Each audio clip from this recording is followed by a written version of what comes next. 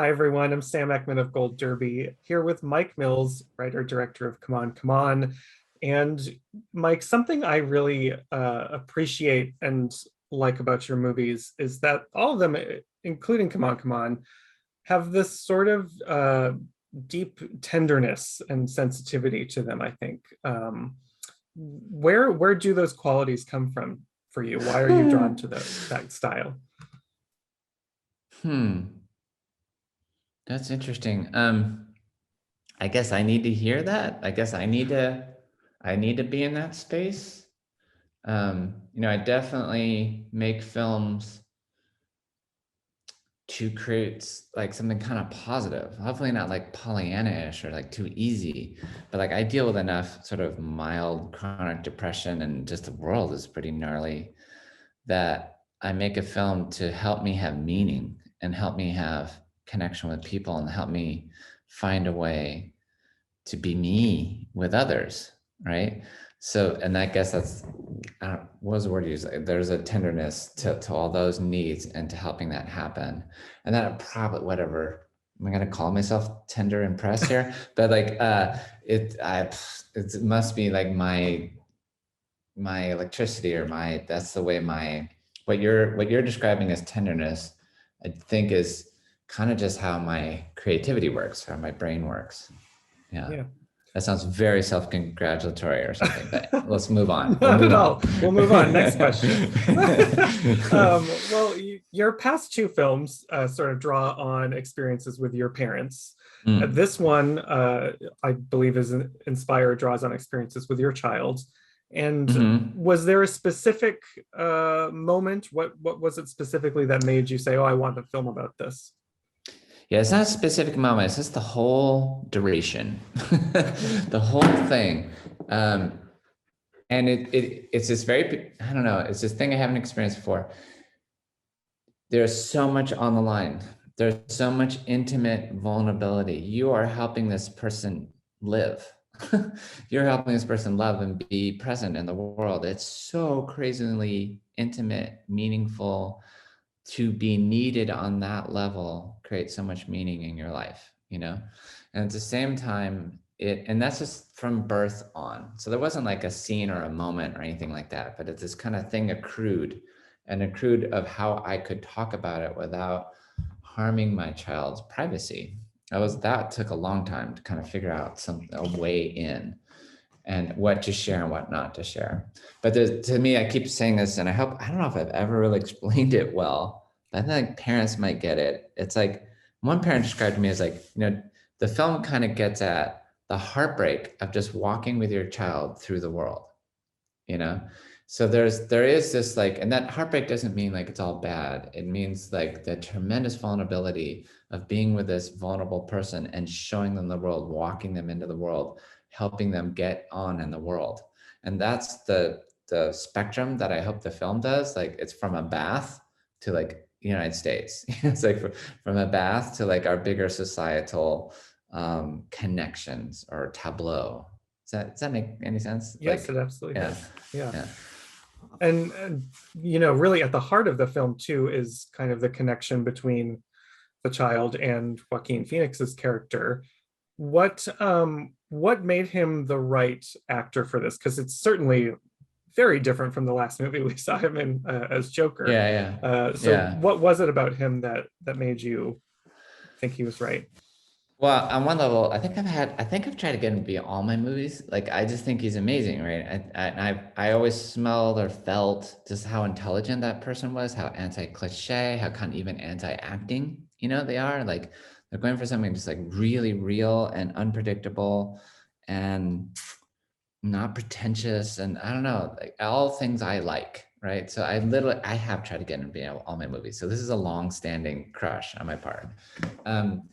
And then, I didn't even know about Joker when I asked him. Like they had just started editing it, and I live in my own little weird bubble. I shouldn't have known that he had just shot Joker. I really did not know. But I was thinking like, I am so sweet. I am so tender. I err on that side. I'm sometimes repulse myself with these qualities. And he does have an edge to him, or he really embraces his own darkness, his own failures and flaws in a way that I admire, like from a distance. I just, director to actor who I don't know, I kind of sensed all that. So I was like, me and my movie could really use that, you know? And then what was kind of magic that I didn't see coming was that like he liked me. Like we had lunch and we kind of just hit it off. We just very easily hit it off. And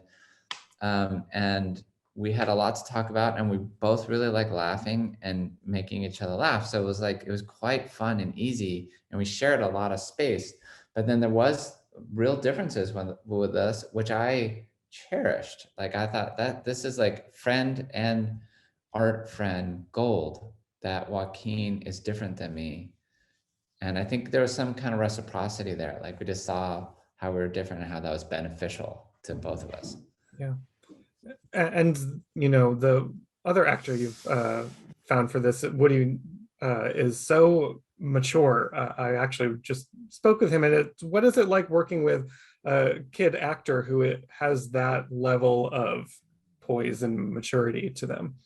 Yeah, a little bonkers, right? Because everyone's like, was it hard working with a kid? And my joke is becoming, you mean Joaquin and Gabby? Because they were way more, their way of working, at least in this film and together, and which I really think is a very specific dynamic, was to be as goofy, wild, playful, either arguing or laughing, or like they were impossible to get together, to like get like, okay, we are rolling now. I used to have to say like, I'm still rolling, like we're still rolling, guys. Like let's get the scene going, which I love, right? I mean, that's a good sign when there's just so much happening.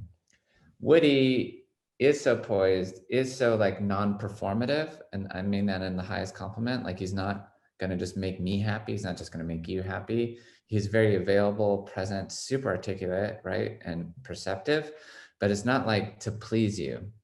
And that is gold. That is the camera eats that up. I feel like audiences can smell that, and it creates a very unique communication between the actor and the audience, right? That's like especially unlikely in a kid. So many kid actors have been taught like, don't rub your face, appeal to the camera, you know, be charming, be cute, which is super poison, you know. And luckily Woody doesn't have any of that. And Woody's just a very deep, intelligent person, like has like pretty amazing, you interviewed him, right? Like pretty amazing things, like kind of unlikely, you know, right? But then as a father, I will tell you, actually not unlikely. There are kids, me included, we tend to just under expect where they're really at. We underestimate where they're really at all the time. And we don't get called out on it. So we just kind of keep blustering through with our underestimation of kids' depth and kids' emotional expansiveness and kids' bravery, right? And just hang out with my kid and their friends in school and all that. I really feel like there's a lot of Woodies out there in the world.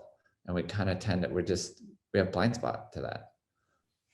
Yeah, it's really beautiful in the film to watch the connection between those two. And I was wondering, because you obviously create from a very personal space, do you ever, like when you're writing a script, get to a point where you think, oh, that's like too personal, that's too vulnerable to go, and I don't want to share that on film? Well, in this case, because it was my kid. So my last two movies, I had dead parents to deal with, and I'm their child, and I love them, right? That there's no question that we had our problems and stuff, but like I was there for them, you know? So I kind of felt like I had the right to tell my version of our relationship, which is understood just my version of my fiction, Mike's trip, as my kid would call it. And with my kid, it was different because they're younger. I didn't want to like mess with their path. I didn't want to, there's things about them that within their sovereignty that I cannot, that's not my turf. That's not my stuff. That's their mystery too, right? Don't want to like explain their mystery to them or to strangers. So it was a lot of that was the hardest part of the script. I think it was before I really started working, like what parts am I going to focus on here? Because there's so much, right? People are like crazily dense, crazily paradoxical, crazily layered, right? There's even my films about my dad and my mom, I could have done completely different versions of the same person and shown you like a real different side, right? So movies only can take like a slice out of a person, and that's kind of to your benefit if you're working like me, because I can like choose the slice that I want to share. And it still has all the grippiness of being really from observed reality, which I do find to be like really particularly catching or like sharing. But I can create a safer space, hopefully. Yeah. Yeah. Well, Woody let me know that there was quite a bit of improvisation Mm-hmm. allowed in their characters and on set. How do you work with sort of that kind of creative input from actors? Well, I invite it because so I write the script, you know, a year and a half at least on my own, right? And then I start meeting actors, and because it comes from such a personal space, I have a real desire to meet someone else and play with them and include, right, to get them into it. And so that for me and all my films involves like I want their full intelligence, I want their instincts, I want their history, I want it to get under their skin and them to start like talking, you know, as the person to have to take charge of this person. And if they don't, then it really runs the risk of just being like a solipsistic, memoristic, poisonous bad news, right? So because it's so personal, I really do feel like if they ask me a question, I'm like, well, what do you think? You know, what should I do here? Like you're the arbiter. Well, what do you think? I can help you. You know, I can help you have more feelings, or I can help you just process this out. But you choose. You know, like it's your deal. So with words, you know, I feel like they are. I feel like they're doing my words about 60, 70% of the time. And that other time, they're like replacing my lines usually, or playing with a line, like adding something. And then often at the very end, usually with Woody, there's some very good, just straight up Woody, like you know, some geniusly lines that are right beautifully on character, in character, and on story. And I definitely want to keep it surprising. I want to keep us all growing. I want it to be inclusive to the actors. Actors are authors, you know, to me. And yeah, but it's all it's really written. There's another trick. Give an actor a script, say do it however you want to do it. They tend to do your lines, but with their own kind of like spin on it, you know? Yeah. Yeah. Did they come up with anything that wasn't really your lines that Yeah, totally yeah. surprised you? Yeah. And there's some really good witty ones. I've said them before, but they're really good. At the end of Star Child, that's my scene. That's what happens with me and my kid. I read my kid Star Child. I cry. My kid makes fun of me. I say, "This is true. We're gonna forget everything," and my kid will tease me like, "Oh, that's stupid." So that's all written. You know, that's stupid. But then Woody added, "You have the brain capacity of a deceased person," which is like one of the more like writerly little lines in the whole movie. And so things like that, you know. So it's like it's all kind of the body that I made, but then they'll add notes and colors to it, which bring it to life and keep the other actor on their toes, you know, because you don't know exactly what's going to happen next. Mm. The other element of it that really struck me was the interviews with all of the teens and kids that Joaquin's character does, because it just highlights how bombarded that generation is growing up with information and world troubles. So how Mm. did those elements kind of inform the storytelling for you? It so so yeah, it starts with me and my kid, right? And it's such an intimate, tiny space, and it's so interrelational, it's so private, it's so personal. And I tend to believe that because it's all those things, it will communicate with strangers in a dark room, right? That's like my bet, and as a direct writer director. But especially after 2016, and that's when I started writing this, I wanted to connect that intimacy with what's going on in America, right? Or just like with a larger tableau, with a larger bunch of voices. And I had done work like that before, interviewing kids about the future and just interviewing people. I love interviewing people. So as one of the first sort of thresholds of like, okay, I can make this was like when I thought of, oh, I can include kid interviews because it'll blow it out. It'll refract it out away from this like totally intimate going inward tendency of the story and go out and kind of be like this. I just kind of saw it as like a landscape of kids' perspective on our life on earth right now that my two very intimate people are sort of walking through all that bandwidth of all that. And I just knew that, there's other films that mix documentary and narrative, and I've seen it, but I also have done it in my own work. And it adds like this real crazy charge because it's real thought and real revelation in words. And there's something like, it's like a skateboard trick. It's like when you do an ollie, there's this an energy, like how's that gonna land, right? And I knew it kind of add like a whoop to the whole film. And I like I said, well, I didn't say this. I love decentering myself as the writer director of personal stories. It's my responsibility, or that's my task, right? It starts so centered. So how do I like bring in otherness? Yeah, good. It's a great tactic, I think. And because of these personal stories you tell, what kind of leads you down the path to getting it onto paper? Do you already have other stories that you want to commit to film, or does something have to happen in order to inspire you? Well, I mean, well, no, it's really hard for me to like get the gumption to start.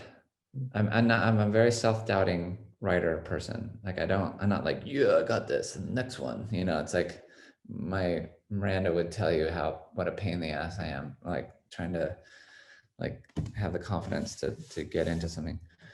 And films are really so hard. And I also feel like there's such a gigantic cultural opportunity or space. Like you take up a lot of fucking room when you make a movie, right? So it's like a huge kind of responsibility, or a huge, I don't know, platform thing. So I'm thinking about that a lot, and like, what can I contribute to the world? It's like, well, okay, I believe in things that if I can report from something I've watched closely over and over again and love, and I'm challenged by, I have most likelihood to tell something of value, of like a whole food, to deliver something with like nutrients in it, right? And for me, that really does come from like people I know and I love. I love writing about someone I can observe and see, and they're outside of me, and I'm thinking all around them. That's my favorite game. Kind of running out of people, so I don't know what's going to happen with that. But that's the way the last three have rolled, and that it's not me. And obviously, I'm there. Obviously, any portrait of a person is a portrait of the person making it, that's all me. It's my dream. But for me, it's just a lot of love being expressed towards the person that I'm thinking about. And that's just, I really enjoy that space, to like inhabit that space for years at a time. Well, I for one can't wait to see what you come up with next, and we'll see what other person you want to follow. Yeah, yeah.